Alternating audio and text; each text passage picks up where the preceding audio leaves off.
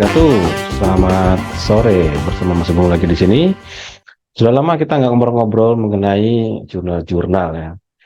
Jadi hari ini saya akan share sesuatu di pinggir sini. Saya geser sedikit ya, biar kelihatan.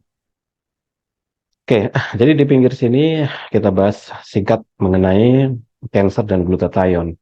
Jadi kalau yang kemarin apa namanya, yang ini nih ya, di video saya sebelumnya itu mengenai pembahasan glutathione lewat olah napas, juga bagaimana ada studi mengenai dua grup satu orang muda, satunya orang tua, satu 24 tahun, satu usia 75 tahun, bagaimana setelah diberikan suplemen glutathione selama 24 minggu, ya, kemudian berhasil membalik apa yang tadi di orang tua ini kadar antioksidannya, kemudian radikal bebas segala macam bisa setara dengan yang usia muda di sini.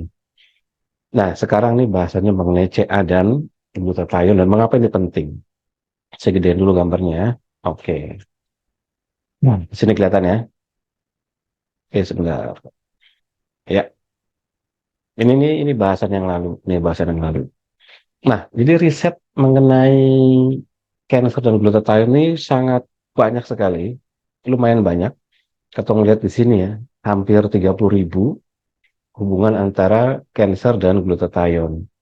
Dan kita lihat dari pertama kali dipublikasikan tahun 1933 sampai 2023 itu meningkat secara eksponensial. Jadi artinya ini cukup menarik perhatian dan kita juga harus harus lihat hal-hal seperti ini gitu kan. Siapa tahu ada manfaat. Kenapa? Karena secara umum pada dasarnya pada semua penderita kanker, kita lihat di sini ya di data jurnal itu total glutathione-nya itu rendah. Total antioksidan glutathione pada penderita kanker nih umumnya rendah. Secara statistik rendah.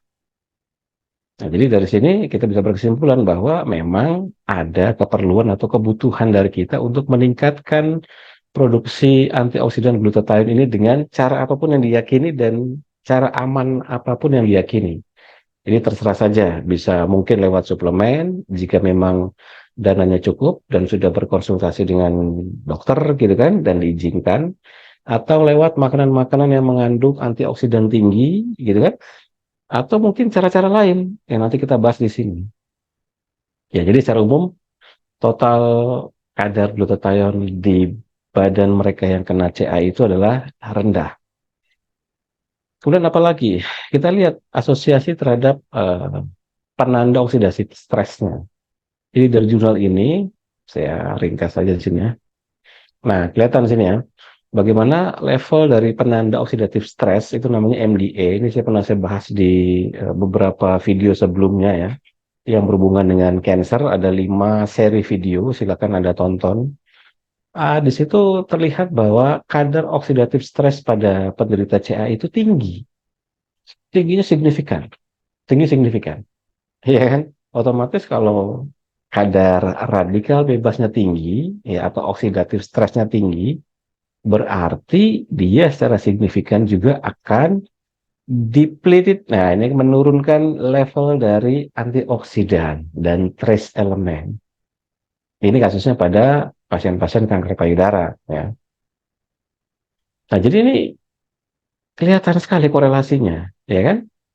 Kadar glutathione antioksidan sangat rendah, kemudian kadar radikal bebasnya atau stres oksidatifnya tinggi.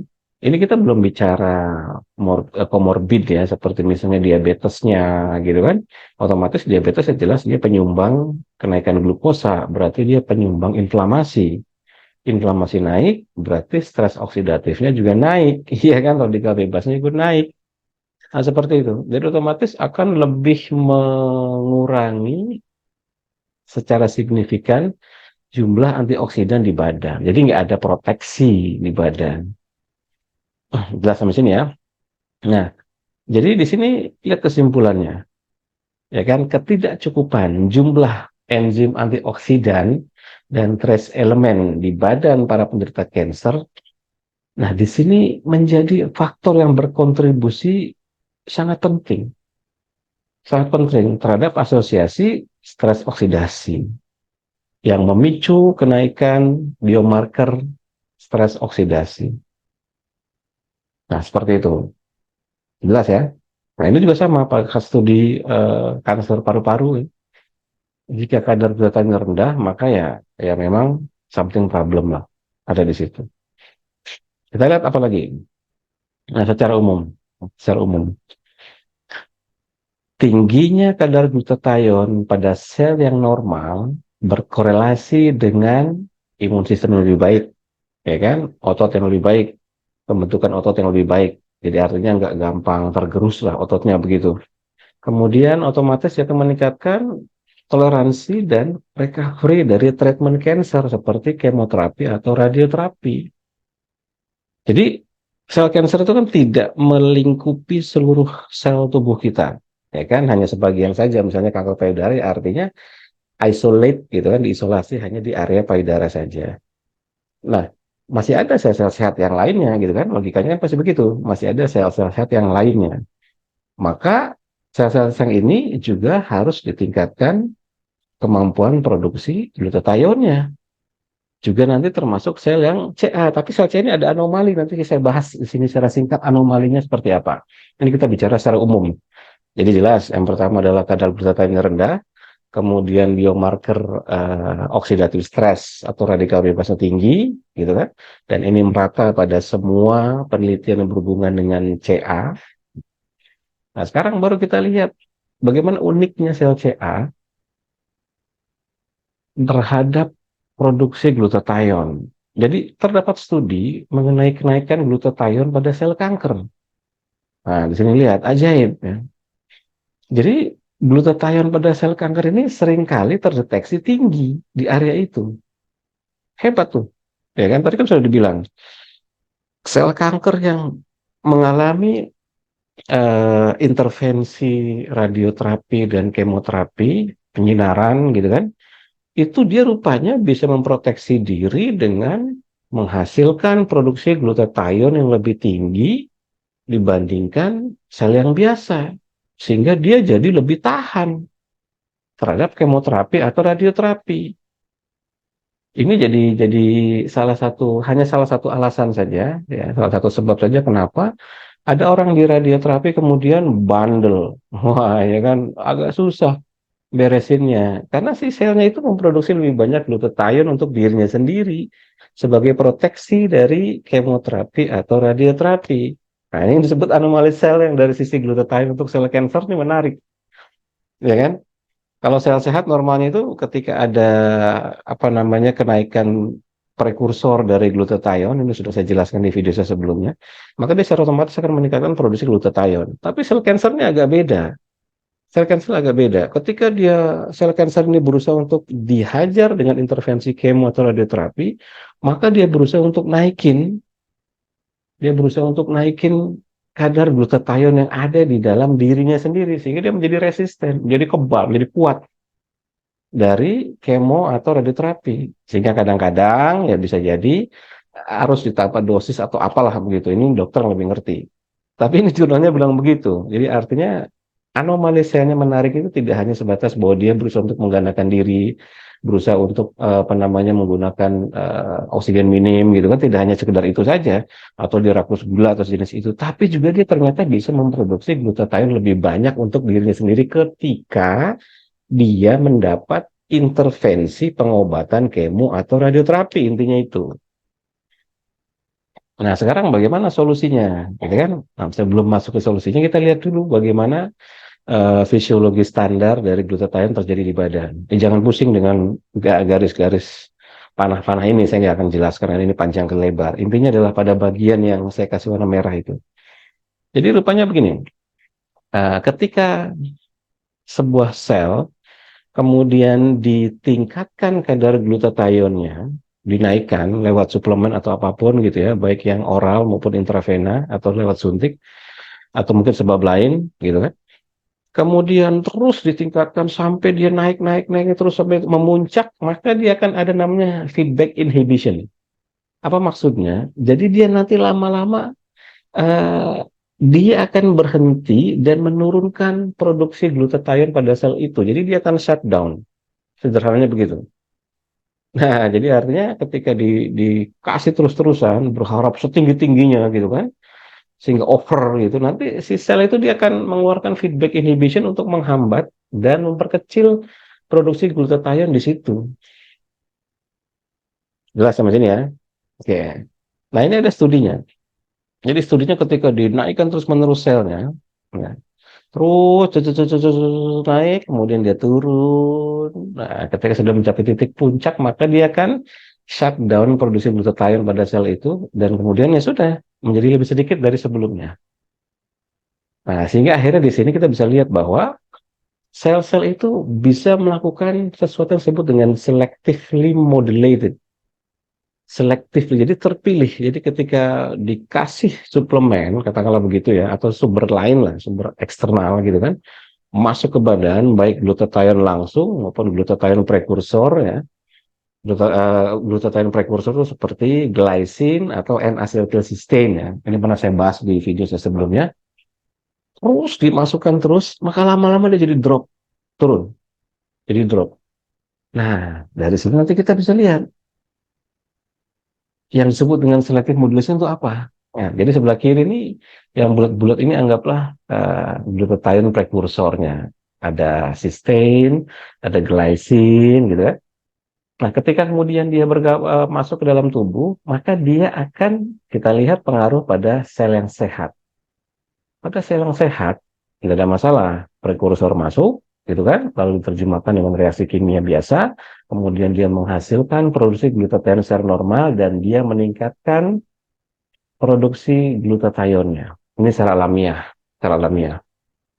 Tapi pada sel kanker nggak begitu. Jadi ketika pada sel kanker ini kemudian dimasukkan glutathione, gitu kan, maka dia dihambat. Kenapa? Karena sel kankernya memproduksi sendiri. Ini kita bicara sel kanker yang sedang mengalami intervensi kemo atau radioterapi. Jadi sekali lagi saya ulangi, jadi di jurnal itu bilang bahwa itu adalah sel kanker yang sedang mengalami intervensi berupa kemoterapi atau radioterapi. Jadi kalau misalnya dia tidak mengalami intervensi, maka produksi glutathione itu akan naik pada sel itu.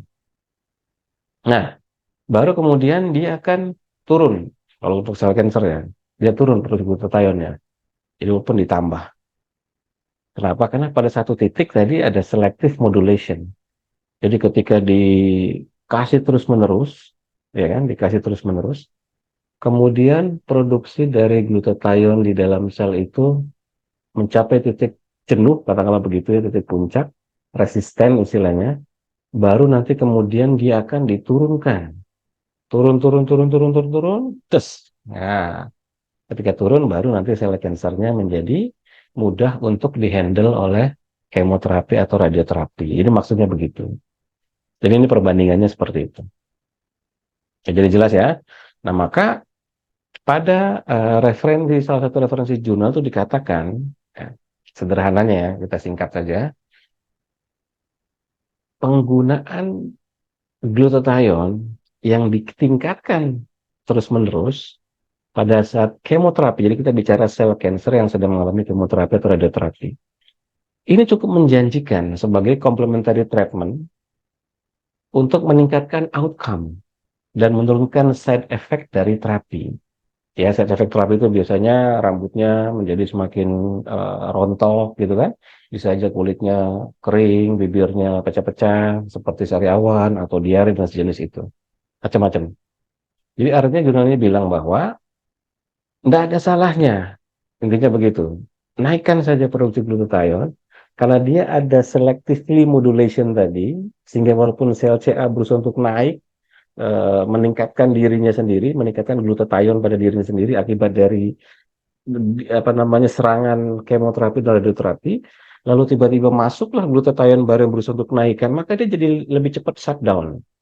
Jadi maksudnya begitu, lebih cepat shutdown. Sehingga ketika lebih cepat shutdown, proteksi sel CA terhadap kemoterapi dan radioterapi menjadi lebih kecil. Maksudnya begitu. Sehingga bisa diserang oleh radioterapi dan kemoterapi. Sehingga efek dari manfaat dari kemo dan radioterapinya menjadi lebih besar dibandingkan ketika tidak ada tambahan suplemen. Ini kita bicara sel CA yang sedang mengalami. Bagaimana kalau sel CA-nya tidak sedang mengalami radioterapi? Ya, nggak ada masalah. Masukin aja glutathione ke situ, gitu kan? Nggak ada masalah, aman. Karena kan masih ada sel sehat yang lainnya, kan? Kalau sel sehat sih normal dia, prekursor masuk, glycine masuk, N-acetylcysteine masuk, atau dari sebab oral atau intravena, maka dia akan naikkan produksi glutathione secara wajar dan alamiah, dan ini menjadi sifat protektif karena radikal bebasnya menjadi berkurang, gitu kan, antioksidannya semakin tinggi. Dan ada juga studi lain yang eh, melakukan peningkatan imunitas dan menghilangkan efek dari kemoterapi. Nah, jadi menurut buku ini seperti itu. Jadi artinya menurut Dr. Jimmy Goodman ini, rising glutathione level in humans can improve outcome of chemo and radiotherapy.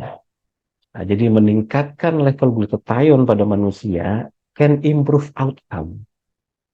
Jadi ini sekali lagi kita bicaranya sel CA yang sedang dihajar dengan radioterapi atau kemoterapi. Jadi dia bilang begitu. Nah, maka ini sudut pandangnya agak lain dengan yang kemarin. Kalau kemarin kan aging ya, anti-aging. Ya kan, usia 24 tahun dengan usia 74 tahun bisa lebih ya, muda. 20 tahun, 50 tahun selisihnya gitu kan. Kalau ini agak lain. Jadi kita bicara fisiologis CA yang fisiologis sel normal dan sel CA yang ketika ditingkatkan kadar glutathione-nya, behaviornya berbeda. Sel CA ketika kita dikasih glutathione, maka dia akan memproduksi secara normal, gitu kan. Sementara kalau sel CA sendiri, dia ini khusus bagi sel CA dibagi dua ya. Sel CA yang belum atau tidak mengalami kemo dan radiasi, dan sel CA yang sedang mengalami atau sudah mengalami kemo atau radiasi. Jadi yang dimaksud dari penjelasan sebelumnya adalah sel CA yang mengalami kemo atau radiasi, maka dia memproteksi dirinya sendiri dengan meningkatkan level glutathione yang ada di dalam badannya, di dalam selnya maksudnya, sehingga menjadi sedikit lebih resisten, lebih bandel, lebih kuat, lebih protektif terhadap kemo dan radioterapi. Maka efek dari kemo dan radioterapinya seakan-akan tidak memiliki arti. Jadi mungkin harus diubah strateginya oleh dokternya gitu kan, atau harus diapain lah pokoknya begitu. Nah maka beliau bilang, dokter Jimmy Goodman ini, naikin aja gitu kan kadar glutathione-nya. Karena ada selective modulation tadi. Jadi pada satu titik nanti ketika terjadi kenaikan, maka feedback inhibition-nya terjadi dan akan men-shutdown produksi glutathione di sel CA-nya itu, sehingga kemudian berikutnya kemo radioterapi bisa beresin sel CA-nya. Maksudnya itu. Nah, jadi kalau kita lihat penjelasan yang video saya sebulan lalu ya, ini sudah cukup banyak dilihat, 3.400 view. Itu kan ada hitung-hitungan saya masukkan situ. Untuk 24 minggu yang harus dihabiskan adalah 1,6 juta per bulan. Berarti 6 bulannya dikalikan saja, ya kan? Untuk yang 7,2 gram itu 2,2 juta per bulan. Ya tinggal dikalikan saja. Ya bagaimana kalau ada cara yang relatif lebih murah? Olah napas. Karena ada studinya, penghasil antioksidan glutathione naik sampai 318% dalam waktu 1 jam. Kemudian untuk superoksida dismutase, karena antioksidannya jenisnya banyak. Ada glutathione, ada superoksida dismutase, ada katalase, kemudian ada keluarga karotenoid, ya, karotenoid. Jadi karotenoid itu semacam-macam, ya kan? Kita kalau dengar istilah beta karotin, nah berarti wortel gitu kan, ya ada keluarga-keluarga begitulah. Jadi kalau yang kemarin ikut campnya Pak Jarod bareng OMG di Kinasi Bogor itu, ada Dokter Genti, beliau bawa alat untuk mengukur kadar antioksidan di badan. Yang diukur adalah antioksidan karotenoidnya. Ya, seperti itu. Bukan SOD level, bukan glutathione, bukan katalase. Ini lain. Kita sedang bicara glutathione. Nah, jadi ini adalah kelas yang menurut saya pengetahuannya ya dimilikilah sekali seumur hidup. Ya kan, paling tidak ya di kelas ini sudah dibikin sederhana dan semudah mungkin. Audionya saya buat rapi, audio yang terpisah maupun audio yang digabung. kemudian rujukan jurnalnya pun jelas, teknis latihannya pun diberitahu, dan tinggal play saja. Kelas ini akan dimulai tanggal 21 Agustus 2023 mendatang, seminggu 3 kali, sebanyak 14 sesi. Ya, oke, seru ya. Nah, jadi begitu. Maka apa yang tadi disebutkan dari awal itu bahwa sel normal, sel CA, ini memiliki behavior yang berbeda ketika dimasukkan glutathione. Dan memasukkan glutathione itu dia ada yang pakai suplemen gitu kan, dan ada juga yang pakai teknik olah napas juga bisa. Anda tinggal pilih saja, mana yang paling gampang. Dibikin latihan normal, dibikin senang, happy setiap hari latihan pakai teknik glutathione, naik dikit-dikit terus, mudah-mudahan. Jadi jalan kesembuhan. Seperti itu. Sampai ketemu di kesempatan mendatang. Assalamualaikum warahmatullahi wabarakatuh. Selamat sore semuanya. Dan sampai jumpa di kelas glutathione tanggal 21 Agustus yang akan datang.